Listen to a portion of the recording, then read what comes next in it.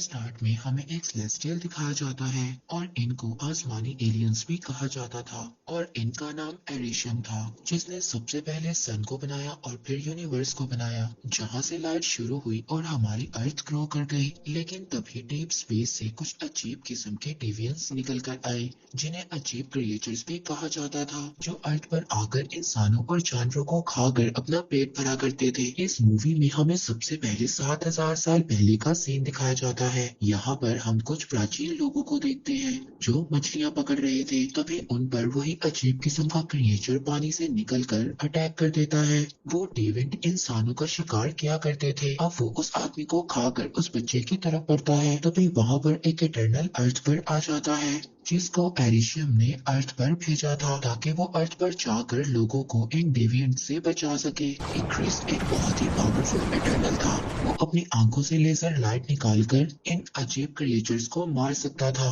और साथ ही वो हवा में भी उड़ सकता था। अभी क्रिस वहाँ पर जब एक क्रिएचर को मारता है, तभी वहाँ पर और भी बहुत सारे क्रिएचर्स आ जाते हैं। फिर वहाँ अर्थ पर सभी इटर्नल्स आ जाते हैं और वो सभी उन अजीब क्रिएचर्स को मार देते हैं। अब इंसान वहाँ पर इटर्नल्स को देखकर डरने लगे थे। तभी वहाँ पर एक इटर्नल सभी इंसानों के माइंड को कंट्रोल कर लेता है। इसका नाम ड्रॉइक होता है। इसके पास ये एबिलिटी थी कि ये इंसानों के माइंड को कंट्रोल कर सकता था और अपनी तरह से मैनेज कर सकता था। और फिर इटर्नल्स इंसानों से दोस्ती का हाथ बढ़ाते हैं। इसके बाद वो अर्थ पर ही इंसानों के साथ रहने लगे थे। अब इटर्नल्स इंसानों के साथ रहने लगे थे और इनकी टेक्नोलॉजी को भी आगे बढ़ाने में मदद कर रहे थे। वो लोग आपस में भी बहुत ज्यादा लड़ा करते थे, मगर ट्रॉय कभी कभी उनके माइंड को कंट्रोल कर कर उनको लड़ने से रोक लेता था। मगर सभी इटर्नल्स की लीडर अजैक उसको ऐसा करने से रोक लेती है, क्योंकि सेलेस्टियल्स के लीडर ने इन सब को इंसानों को बचाने और उनकी आबादी को आगे बढ़ाने के लिए भेजा था और इसके अलावा किसी और चीज में शामिल होने के लिए मना किया था। लेकिन ड्रॉइक उसकी बातों को नहीं मानता। अब अजैक ड्रॉइक की बातें सुनकर ये बोलती है कि आज से तुम सब इटर्नल्स आजाद हो।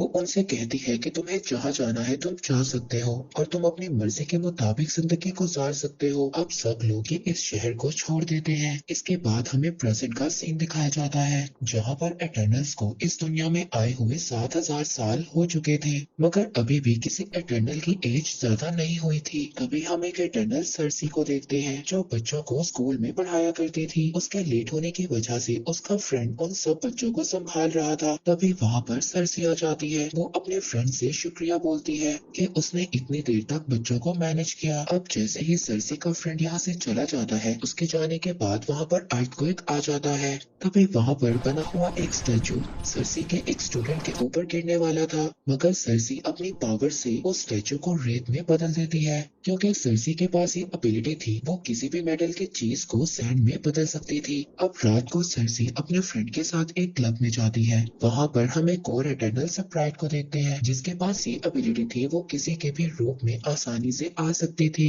लेकिन स्प्राइट की बॉडी को जो भी टच करता था, उसकी बॉडी से लाइट्स निकलने लगती थी, जिसकी वजह से स्प्राइट 7,000 साल तक सिंगल ही थी। हम देखते हैं कि क्लब में सर्सी अपने फ्रेंड का बर्थडे सेलिब्रेट कर रही थी। सर्सी के फ्रेंड को उसके बारे में कुछ बातें मालूम थी, जैसे कि सर्सी एक जादूगर है और उसकी उम्र बहुत ज्यादा है। अब वो लोग रास्ते में बातें करते जा रहे थे, तभी वहाँ पर एक क्रिएचर आ जाता है और वो सर्सी के फ्रेंड पर अटैक करने लगता है। तभी सर्सी अपनी पावर से उस क्रिएचर के पाँव को जमीन में फ्रीज कर देती है। सर्सी का फ्रेंड उससे पूछता है कि मुझे बताओ ये क्या है। सर्सी उसे बताती है कि ये क्रिएचर्स हैं। उसका फ्रेंड सर्सी को बताता है कि ये क्रिएचर्स 2,000 साल पहले खत्म हो गए थे, फिर ये कहाँ से बच गया।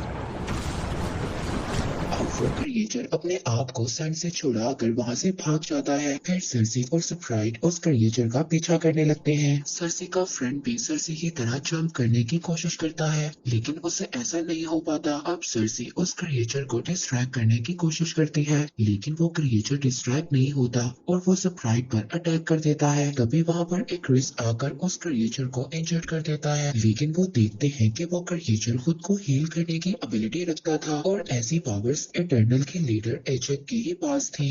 इक्रिस वापस से उस क्रिएचर पर अटैक करता है, लेकिन वो क्रिएचर वहां से भाग जाता है। अब यहाँ पर हमें ये भी पता चलता है कि इक्रिस ने सर्सी से 5000 साल पहले शादी की थी और फिर 2000 साल पहले इक्रिस सर्सी को छोड़कर चला भी गया था। सर्सी अपने फ्रेंड से ये कहती है कि अब मुझे जाना होगा, मेरी कुछ लोगों को हेल्प की जरूरत है, लेकिन उसका फ्रेंड उसको कहता है कि अगर तुम कोई सुपर हीरो हो तो अर्थ पर इतनी ज्यादा प्रॉब्लम्स आई, उस वक्त तुम कहाँ थे। सर्सी उसको कहती है कि हमें अर्थ पर सिर्फ क्रिएचर्स को मारने के लिए भेजा गया है और हमें कोई और काम करने की इजाजत नहीं दी गई थी सिवाय इस आबादी को बढ़ाने और अर्थ पर लोगों की टेक्नोलॉजी को इंक्रीज करने में। तीनों एजेक से मिलने जाते हैं ताकि वो जाकर अपने लीडर को बता सके कि क्रिएचर्स दोबारा से अर्थ पर आ गए हैं और इस बार वो बहुत ज्यादा पावरफुल है। और जब वो एजेक के पास पहुंचते हैं तो उनको पता चलता है कि एजेक मर चुकी है और ये अर्थ पर पहली बार हुआ था कि किसी इटर्नल की डेथ हुई थी।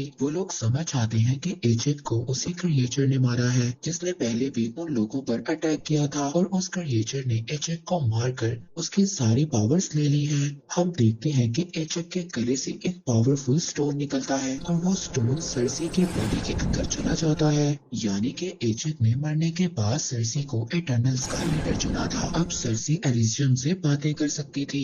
अब ये लोग अपनी टीम को इकट्ठा करने का फैसला करते हैं ताकि वो एक बार फिर से सभी इटर्नल्स मिलकर उन क्रिएचर्स को मार सके। अब वो सबसे पहले किंगो के पास जाते हैं। किंगो के पास ये एबिलिटी थी कि वो अपने फिंगर से छोटी छोटी आग की गोलियों को निकाल सकता था। अब किंगो एक सुपरस्टार बन चुका था और उसने बहुत ज्यादा मूवीज भी की थी। अब वो किंगो को अपने साथ आने का कहते हैं। वो कहता है कि मुझे बहुत ज्यादा काम है और मैंने बहुत ज्यादा मूवीज को साइन भी किया है। जब किंगो अपने लीडर का सुनता है कि वो मर चुकी है तो किंगो ये सुनकर बहुत ज्यादा उदास हो जाता है और फिर वो अपने मैनेजर के कहने पर जाने के लिए तैयार हो जाता है। अब वो लोग किंगो के प्राइवेट प्लेन से ऑस्ट्रेलिया जाते हैं जहाँ पर उनके दो और इटर्नल्स रहते थे।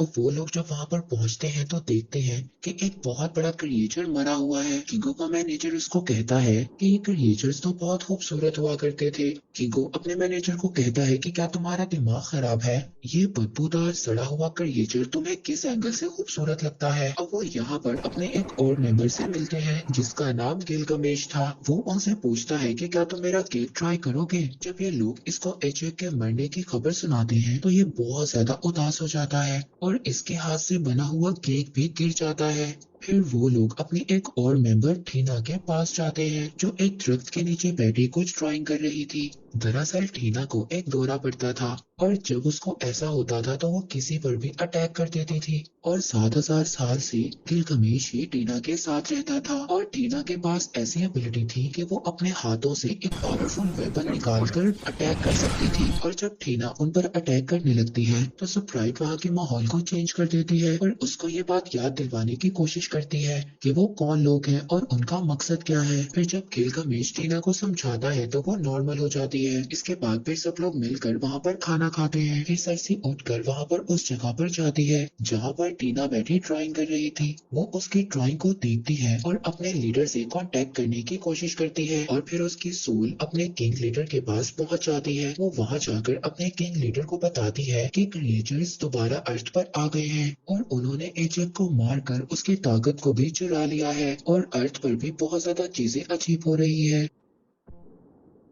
जिस पर एरिशियम उनका लीडर उसको बताता है कि ये एक एमरजेंस की निशानी है। सर्सी उससे पूछती है कि एमरजेंस क्या होता है। वो सर्सी से कहता है कि अब वक्त आ गया है तुम लोगों को तुम्हारे असल मकसद के बारे में बताया जाए। दरअसल तुम लोगों को अर्थ पर क्रिएचर्स को मारने के लिए भेजा गया था और मैंने कई हजार साल पर एक बीज अर्थ पर भी बोया था और उस बीज को बड़ा होने में अरबों सालों और इंसानों की एनर्जी चाहिए थी, लेकिन जब मैंने इंसानों और जानवरों को बनाया तो मुझसे एक गलती हो गई और उस गलती से वो अजीब डेविड क्रिएचर्स पैदा हुए जो अर्थ पर लोगों की आबादी को खाकर खत्म कर रहे थे। तब मैंने तुम्हें और तुम्हारे जैसे बहुत ज्यादा इटर्नल्स को बनाया ताकि तुम्हारे जरिए मैं उन डेविड क्रिएचर को मार सकूं। सर्सी उनसे पूछती है कि क्या ये बात एजेक को पता थी। यहाँ पर वो सर्सी को ये भी बताते हैं कि तुमने और एजेक ने कई बार सेलेस्टियल को अर्थ पर पैदा होने में मदद की है। तो सर्सी उनसे कहती है कि ये सब बातें मुझे क्यों नहीं याद। वो उसको कहते हैं कि मैं हर बार तुम्हारी यादों को इरेज कर देता हूँ, इसीलिए तुम्हें कुछ भी नहीं याद। जहाँ पर एक और बात भी हमें पता चलती है, जो टीना को ड्रीम्स आते थे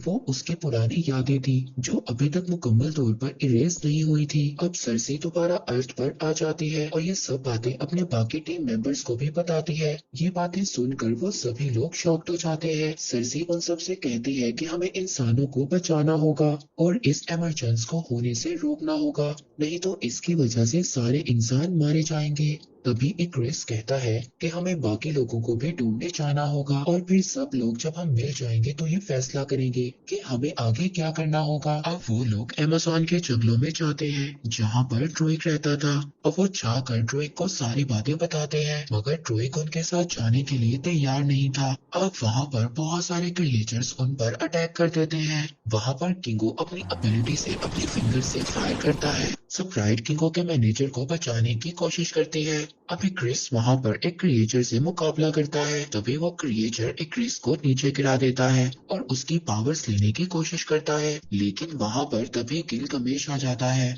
और अपने हाथों से एक जोरदार पंच मारता है। गिलगमेश के पास ये एबिलिटी थी कि वो अपने हाथों को एक बहुत ही मजबूत हथौड़े के तौर पर इस्तेमाल कर सकता था। जब सरसी पर एक क्रिएचर अटैक करने की कोशिश करता है, तभी सरसी उस क्रिएचर को एक ट्री में बदल देती है। दूसरी तरफ ये क्रिएचर जब टीना पर अटैक करते हैं तो गिलगमेश आकर टीना को बचा लेता है, लेकिन वो क्रिएचर्स का लीडर गिलगमेश को मारकर उसकी पावर्स को अपने अंदर ट्रांसफर कर लेता है। जैसे ही वो गिलगमेश की पावर्स को अपने अंदर ट्रांसफर करता है, वो इंसानों की तरह बॉडी शेप में आ जाता है और वो उस एमरजेंस को भी समझ जाता है। इसके बाद गिलगमेश मर जाता है। वो जाते हुए टीना को ये बात कहता है कि मुझे याद रखना। इसके बाद सरसी और एक्रिस अपने एक और मेंबर फेस्टोस के पास जाते हैं। फेस्टोस उनको कहता है कि मैं अपनी फैमिली के साथ रहता हूँ और मैं तुम्हारे साथ नहीं आ सकता, लेकिन फिर वो जल्द ही मान जाता है और उनके साथ जाने के लिए तैयार हो जाता है। अब सभी इटर्नल्स मिलकर इराक जाते हैं। वहाँ पर 7,000 साल से उनकी स्पेसशिप जमीन के अंदर थी। जब वो लोग अपनी स्पेसशिप के अंदर जाते हैं तो वहाँ पर मक्कारी पहले से ही मौजूद थी। मक्कारी उनकी वो मेंबर थी जो बोल नहीं सकती थी, लेकिन बिजली से ज्यादा तेज दौड़ सकती थी। फिर फेस्टोस वहाँ पर एक ऐसी टेक्नोलॉजी बनाता है जो सभी इटर्नल्स अपने पावर्स को यूज कर उस इमरजेंसी को रोक सके। वो उनको कहता है कि अगर क्रिएचर्स हमारी पावर्स को यूज कर सकते हैं तो हम भी सभी अपने पावर्स को इकट्ठे इस्तेमाल कर सकते हैं। फेस्टोस के पास ये एबिलिटी थी। वो एक बहुत ही ज़हीन इंजीनियर था जिसने इंसानों की टेक्नोलॉजी को आगे बढ़ाने में मदद की थी। अब वहां पर सरसी ने जो लॉकेट में स्टोन पहना हुआ था वो चमकने लगता है। इस बात से सरसी को एहसास होता है कि एमरजेंस होने वाला है। फेस्टोस मक्कारी से कहता है कि तुम जाकर पता करो कि एमरजेंस कहाँ पर होने वाला है। अब मक्कारी पूरे अर्थ पर घूमकर एमरजेंस का पता लगा लेती है कि एमरजेंस कहाँ पर है। तभी वहां पर एक्रिस फेस्टोस की टेक्नोलॉजी मशीन को तोड़ देता है। इससे ये बात पता चलती है कि एक्रिस ने ही एजेक को मारा था। एजेक भी यही चाहती थी कि ये एमरजेंस रुक जाए क्योंकि वो भी इंसानों को पसंद करने लगी थी। एक्रिस ने इसीलिए एजेक को भी मार दिया था। जब एजेक ने एक्रिस को ये बात बताई थी कि एमरजेंस होने वाला है और हमें सभी इटर्नल्स को इकट्ठा करके उनको बताना होगा, तब एक्रिस ने एजेक को उन क्रिएचर्स के आगे फेंक दिया था। उन क्रिएचर्स ने एजेक को मारकर उसकी पावर्स को ले लिया था। जब एजेक मर गई थी तो एक्रिस दोबारा से उसको उसके घर में छोड़ देता है। एक्रिस से जब ये लोग वजह पूछते हैं तो वो उनको बताता है कि मेरी जिंदगी दी हुई एरिशियम की है और अगर तुम लोगों को भी मुझे मारना पड़ा तो मैं तुम्हें मार दूंगा। और ये सब कहकर एक्रिस वहाँ से चला जाता है और उसके साथ स्प्राइट भी चली जाती है। अब किंगो भी वहाँ से जाने वाला था। वो कहता है कि एक्रिस की हेल्प के बिना हम कुछ भी नहीं कर सकते और किंगो भी ये सब कहकर वहाँ से चला जाता है। अब उन तीनों के वहाँ से जाने के बाद और बाकी जो इटर्नल्स वहाँ पर बचे थे उनकी पावर्स काफी नहीं थी इमरजेंस को रोकने के लिए। तभी फेस्टोस सरसी से कहता है कि जो तुम्हारे अंदर पावर्स हैं वो तुम्हें और एरिशियम को साथ में जोड़ तोड़ सकती हैं। वो कहता है कि हम एक यूनिबैंड बना सकते हैं जिससे वो एमरजेंस रुक जाएगा। अब वो सरसी का स्टोन लेकर उससे एक बैंड तैयार करता है और फिर वो लोग अपने स्पेसशिप को लेकर उस जगह पर पहुंच जाते हैं जहां पर एमरजेंस स्टार्ट होने वाला था। वहां पर इक्रिस और स्प्राइट दोनों एमरजेंस को होते हुए देख रहे थे। तभी वहां पर बाकी एटर्नल्स भी आ जाते हैं उस एमरजेंस को रोकने के लिए। उस एमरजेंस से एक बहुत ही बड़ा सेलेस्टियल जो दुनिया के लिए बहुत ज्यादा खतरनाक था निकलने वाला था। अब वो लोग वहां पर अपने अपने बैंड को कनेक्ट करते हैं ताकि वो अपने पावर्स को यूज कर कर उस एमरजेंस को रोक सके। वहां पर इक्रिस ड्रूइग को उठाकर पीछे फेंक देता है। ये सब देखकर मकारी बहुत ज्यादा चीखती चिल्लाती है और वो इक्रिस को इतना ज्यादा मारती है कि इक्रिस ने 7000 साल में इतनी ज्यादा मार नहीं खाई होगी। वहां पर सरसी फेस्टोस से कहती है कि मैं इस एमरजेंस को अकेले रोकने की कोशिश करती हूँ। फेस्टोस कहता है ठीक है, तुम इसे रोकने की कोशिश करो, हम इक्रिस को रोकने की कोशिश करते हैं। अब बाकी के एटर्नल्स इक्रिस के साथ मुकाबला करते हैं। अब वहाँ पर क्रिएचर्स का लीडर भी आ जाता है। मकारी उसके इर्द गिर्द एक बहुत ही बड़ा सर्कल बना देती है, लेकिन वो मकारी को पकड़ लेता है और उसकी पावर्स लेने की कोशिश करता है। तभी फेस्टोस उस पर अटैक करता है जिससे वो क्रिएचर मकारी को दूर फेंक देता है और खुद पहाड़ों के अंदर एक गुफा में जाकर गिर जाता है। फिर फेस्टोस इक्रिस को अपने टेक्नोलॉजी से बांध देता है। दूसरी तरफ सरसी जब एमरजेंस को रोक रही होती है, वहाँ पर स्प्राइट आकर एक चाकू से उस पर स्टैब कर देती है और कहती है कि मुझे इंसानों की जान नहीं बचानी। मैं 7000 साल से अर्थ पर हूँ, मुझे ये कभी भी नहीं पता चला कि प्यार क्या होता है और फैमिली किसे कहते हैं। तभी ड्रूइग वहाँ पर आ जाता है और स्प्राइट के सर पर अटैक कर देता है। दूसरी तरफ हम थीना को देखते हैं जिसको पास्ट की बातें परेशान कर रही थी और वो डेविन क्रिएचर गिलगमेश बनकर उसकी पावर्स लेने की कोशिश कर रहा था। लेकिन तभी टीना को होश आ जाता है। वो अपनी पावर से एक बहुत ही खतरनाक वेपन्स पैदा करती है और तभी उस क्रिएचर के टुकड़े कर देती है। हम देखते हैं कि एमरजेंस शुरू हो गया था और आहिस्ता आहिस्ता सेलेस्टियल के हाथ बाहर आने वाले थे।